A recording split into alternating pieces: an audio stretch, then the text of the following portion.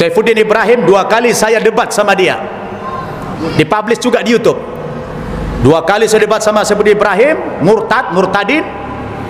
Sekarang kalau Bapak Ibu lihat wajahnya, Masya Allah, ngeri lihat wajahnya, karena setiap hari menghajar Islam.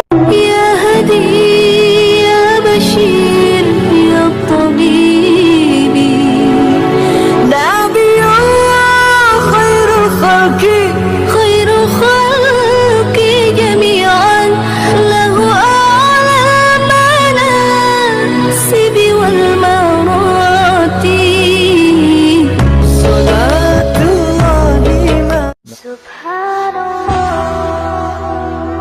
Bismillahirrahmanirrahim. Assalamualaikum warahmatullahi wabarakatuh. Kaum muslimin yang dirahmati Allah, semoga Allah senantiasa curahkan segala rahmat, segala nikmat yang berkepanjangan dan tiada kambah ujung dari dunia hingga akhirat, insyaallah. Dan Allah pun kumpulkan kita para kaum muslimin di bawah naungan arasa Allah beserta para nabi, beserta para orang-orang yang Allah kasihi, Allah sayangi, Allah cintai, insyaallah, di bawah naungan arasa Allah kelak, di mana tiada naungan selain daripada naungannya, insyaallah. Amin amin Allahumma amin.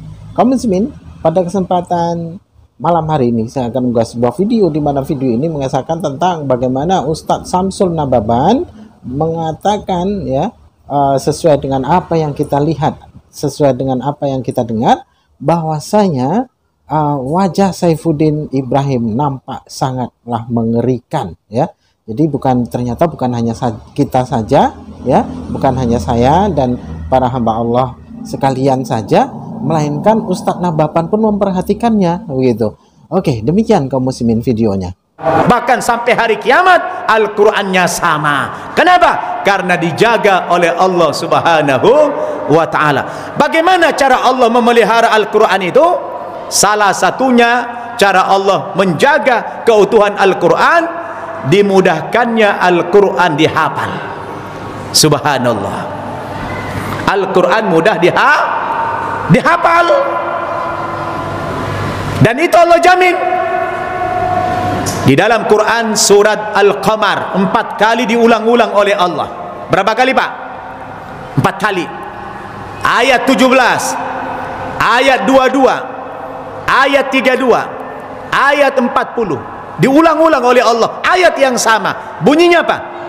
Walaqad yassarnal Qur'ana lidzikri fahal mim mudzakir. Sungguh telah kami mudahkan Al-Quran untuk dibaca, untuk dipelajari, untuk dihafal. Mau ndak kamu mengambil pelajaran dari dalam Al-Quran itu? Dijamin oleh Allah Al-Quran itu mudah dihafal. Makanya ndak bisa dipalsukan Quran, Pak. Andaikan sekarang dibakar Quran semuanya, Pak, percetakannya, fotokopinya dibakar semua hari ini, tidak ada yang tersisa satupun, insya Allah besok sudah muncul Al-Quran yang baru lagi, sama persis dengan yang dibakar. Kenapa? Karena berjuta-juta orang Islam yang hafal Al-Quran luar kepala dan tidak memerlukan kecerdasan yang terlalu cerdas. Fajar, Pak, Fajar, pernah dengar nggak videonya? Ada seorang anak Indonesia namanya Fajar. Sejak lahir dia sudah mengalami sakit lumpuh otak. Tapi Fajar ini aneh, dia bisa hafal Al-Quran 30 juz luar kepala, huruf-hurufnya dia tidak bisa baca, hanya mengandalkan pendengaran. Dia dengarkan, dia hafal, tidak tahu hurufnya, tapi dia hafal luar kepala 30 juz. Ini ijazul Quran, kemukjizatan Al-Quran. Saya dulu, Pak, sebelum masuk Islam 3 tahun saya jadi aktivis Kristen.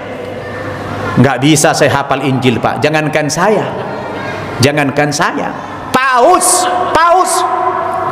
ya, pimpinan tertinggi Katolik, Paus, itu nggak bisa hafal Injil, Pak, apalagi Tri. Paus saja tidak hafal, ya, Paus saja tidak hafal, apalagi terinya.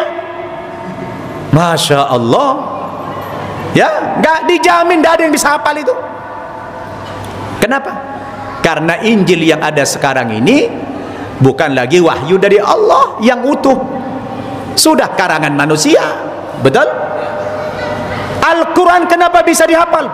Padahal Al-Quran bukan bahasa ibu kita, paham pun kita tidak tahu kita artinya itu. tapi bisa dihafal luar kepala. Ini kan aneh ini. Kalau bukan kebenaran, Pak, kalau bukan mukjizat dari Allah, mustahil, Pak. 6.000 ayat lebih hafal luar kepala, 600 halaman. Allahu Akbar. Aneh. Makanya sekarang banyak orang berbondong-bondong masuk Islam, Pak. Saya aja mengislamkan ratusan orang. Baru saya sendiri ratusan orang saya syahadatkan. Kenapa? Karena kita dakwahnya itu bagus, ya. Kita memberikan pencerahan kepada umat ini, memberikan satu perbandingan. Saya pernah didebat sama pendeta.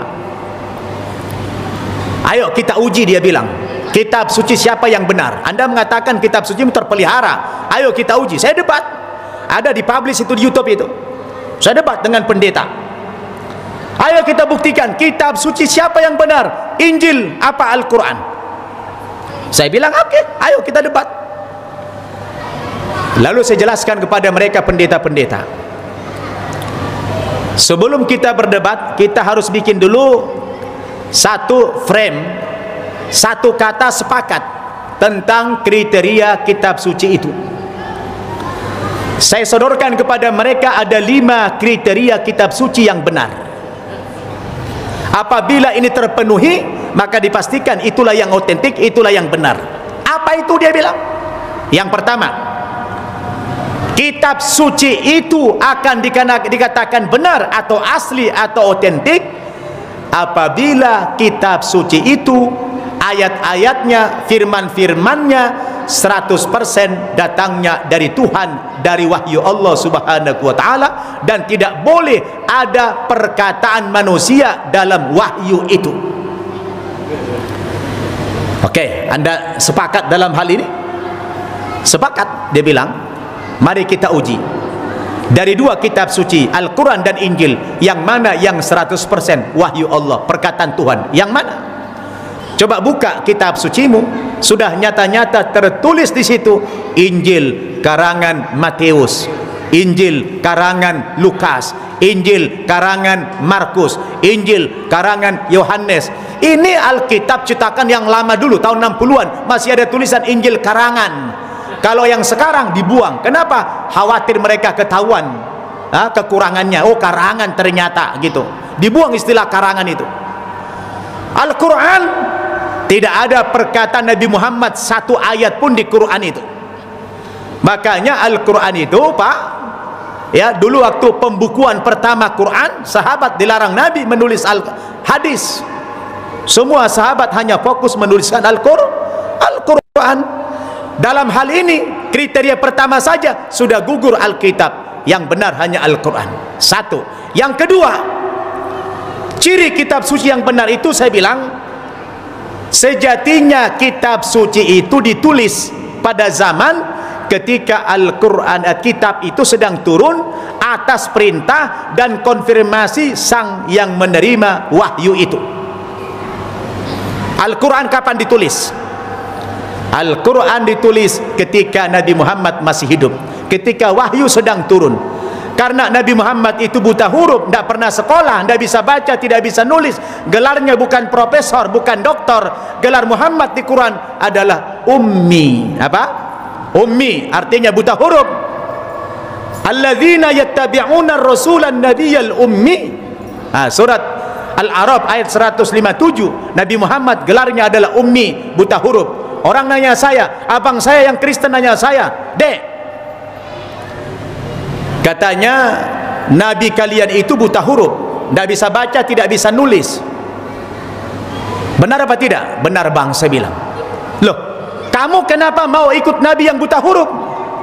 Ntar dulu bang, saya bilang, Nabi kami itu memang buta huruf karena tidak pernah sekolah. Tapi Anda jangan salah bang, Nabi kami meskipun buta huruf bukan berarti bodoh. Nabi kami cerdas, maka gelarnya Fatona. Salah satu sifat Nabi Fatona, orang yang memiliki kecerdasan yang luar biasa. Kenapa Nabi kami buta huruf? Kenapa tidak di sekolah? Tidak sekolah karena sudah diprogram sama Allah, memang Muhammad itu harus buta huruf, sebab kelak dia akan menerima wahyu Al-Quran. Sebab kalau Nabi Muhammad pandai menulis, pandai membaca, nanti kalian tuduh Al-Quran karangan Nabi Muhammad. Betul apa tidak? Dengan Nabi Muhammad itu buta huruf, terbantahkanlah tuduhan mereka yang seolah-olah Al-Quran karangan beliau. Jelas tidak? Begitu. Nah, abang saya ini orangnya suka apa ya, ngeledek saya. Dia bilang, agama kamu mah nggak masuk akal. Aku kalau lihat kau ini asal mau sholat main air kerjamu, katanya. Banyak dia lihat saya main udu. Dia bilang, kenapa kau asal mau sholat main air aja kerjamu? Air mahal. Saya bilang sama abang saya, bang, itu bukan main air, itu namanya berudu, bang. Loh, kenapa harus begitu? Begini, bang, kalau kami habis buang air kecil, buang angin atau buang air besar, ya kami tidak boleh langsung sholat, bang.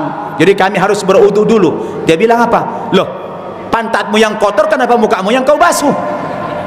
Kata abang saya. Nah, saya tidak mau kalah dengan abang saya, karena dia nyerang saya pakai logika begitu, saya serang balik dia. Saya nggak boleh marah karena dia belum tahu. Saya bilang, mak bang, abang itu kalau sakit mata yang disuntik mata atau pantat abang, saya bilang. Betul?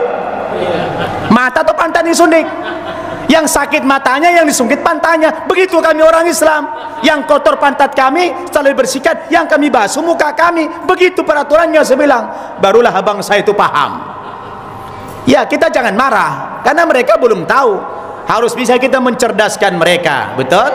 Supaya mereka dapat hidayah dari Allah Subhanahu wa ta'ala. Dari Nabi Muhammad itu begitu, dia buta huruf karena kelak dia mendapatkan wahyu. Jadi pertanyaannya, Injil ditulis kapan? 70 tahun setelah Nabi Isa tidak ada di dunia. Lalu bagaimana seorang penulis wahyu mengkonfirmasi kepada sang penulis, sang penerima wahyu? Yang nulis nggak jumpa, berarti dipastikan ini karangan, betul? Kalau Al-Quran, Zaid bin Sabit penulis Quran jumpa dengan Nabi. Nabi minta tuliskan dulu. Setelah Nabi dapat wahyu, suruh catat. Dulu belum ada kertas, di batu, di tulang-tulang, di pelepah korma, ditulis sama sahabat. Habis ditulis, kata Nabi, coba bacakan apa yang kamu tulis. Dikonfirmasi dengan bacaan Nabi. Oh, cocok, checklist, udah benar. Habis itu dihafal oleh sahabat.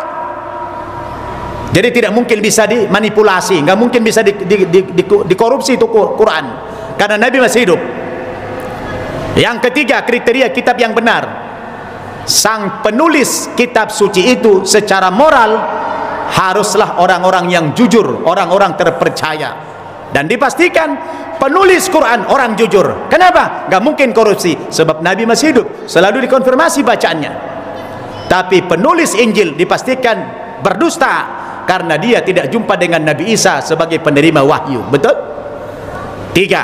Yang keempat, ciri kitab suci yang benar itu, saya bilang, kitab suci itu harus tertulis berdasarkan bahasa aslinya. Al-Quran datang turun menggunakan bahasa Arab, maka dibukukan pun berbahasa Arab sampai kiamat berbahasa Arab. Tapi Injil tadinya menggunakan bahasa Ibrani, bahasa Hebrew, tapi sekarang sudah ditranslate ke dalam berbagai macam bahasa. Sedangkan peralihan satu bahasa kepada bahasa yang lain pasti ada perubahan, betul apa tidak? 4. Yang kelima, saya bilang, ciri kitab suci yang benar itu adalah kitab suci itu harus satu kata, satu isi, tidak boleh saling bertabrakan, tidak boleh saling kontradiksi antara satu ayat dengan ayat yang lain. Maka Quran itu bisa dibuktikan tidak ada yang bertabrakan ayatnya. Tapi kalau kita baca Injil, banyak yang kontradiksi, banyak yang bertabrakan satu ayat dengan ayat yang lain, terutama yang berkaitan dengan konsep ketuhanan. Di dalam Injil Markus pasal 12 ayat 28 sampai 29, nyata-nyata Yesus mengajarkan Tuhan satu. Tapi dalam Injil, dalam kitab Filipi pasal 2 ayat 11, Kisah Para Rasul pasal 2 ayat 36 mengatakan Yesus adalah Tuhan. Ini kan kontradiksi. Bagaimana seorang umat akan mengikuti sebuah ayat yang kontradiksi? Yang mana yang mengikuti? Maka dipastikan ini tidak otentik. Kalau Al-Quran di ayat manapun kita bicara tentang konsep Tuhan tetap sama. Qul huwallahu ahad. Katakan ya Muhammad, Allah itu satu. Redaksinya boleh berbeda-beda. Innani anallah, la ilaha illa ana fa'budni wa aqimi salata li dzikri. Sesungguhnya aku adalah Tuhan Allah, tidak ada Tuhan kecuali aku. Berapa Tuhan di situ, Pak? Masih satu. Allahu la ilaha illa huwal hayyul qayyum. Berapa Tuhan di situ? Masih satu. Redaksinya boleh berbeda-beda, tapi substansinya tetap satu. Inilah bukti kitab suci yang benar adalah Al-Quran. Subhanallah. Akhirnya pendeta-pendeta keok juga itu. Saifuddin Ibrahim 2 kali saya debat sama dia, dipublish juga di YouTube. 2 kali saya debat sama Saifuddin Ibrahim, murtadin. Sekarang kalau Bapak Ibu lihat wajahnya, Masya Allah, ngeri lihat wajahnya. Karena setiap hari menghajar Islam, wajahnya makin tidak berbentuk apa lagi, makin aneh wajahnya. Ya, sudahlah tidak ada cahaya lagi, Masya Allah, aneh lihat wajahnya itu. Terakhir dia ngejek-ngejek puasa, ngejek macam-macam, diejek sama dia. Makin diejek Islam ini, makin hancur mukanya saya lihat. Ya, ini orang yang murtad. Tapi alhamdulillah anaknya 3 orang itu muslim militan. Namanya aja ngeri. Saddam Hussein, Humaini, Muammar Gaddafi, nama-nama tokoh semuanya. Masya Allah. Bapaknya murtadin, pendeta pendusta. Masya Allah. Sekarang jadi buronan. Sekarang masih buronan, belum ditangkap sampai hari ini. Jadi Bapak Ibu Saudara, inilah kriteria kitab suci yang benar yang kita suguhkan kepada mereka. Dengan demikian insyaallah mereka diberikan hidayah oleh Allah Subhanahu wa ta'ala. Hanya Al-Quran saja yang otentik. Makanya beruntung kita, Pak. Anak kecil umur-umur 5 tahun kayak Musa itu hafal 30 juz. Jadi enggak mesti harus profesor, enggak mesti harus polimi otaknya 100 ke atas. Enggak. Orang yang lumpuh otak saya bisa hafal Quran. Makanya kita umat Islam, Pak, jangan jauh-jauh dari Al-Quran. Yang tadi kaum muslimin yang dimana Ustadz Samsul Arifin Ababan juga memperhatikan wajah Saifuddin Ibrahim yang sangat mengerikan itu. Karena memang apabila mana kita fokus memperhatikannya, wajah Saifuddin itu mirip sekali dengan primata, ya, mirip sekali dengan orang hutan. Itu menurut pandangan saya, ya, pandangan mata saya seperti itu kaum muslimin. Oke, demikian saja kaum muslimin yang dapat saya sampaikan. Saya Rifdul Isani. Wassalamualaikum warahmatullahi wabarakatuh. Ya Hadi, ya Bashir, ya Tabibi, Nabi Allah khairul khalqi.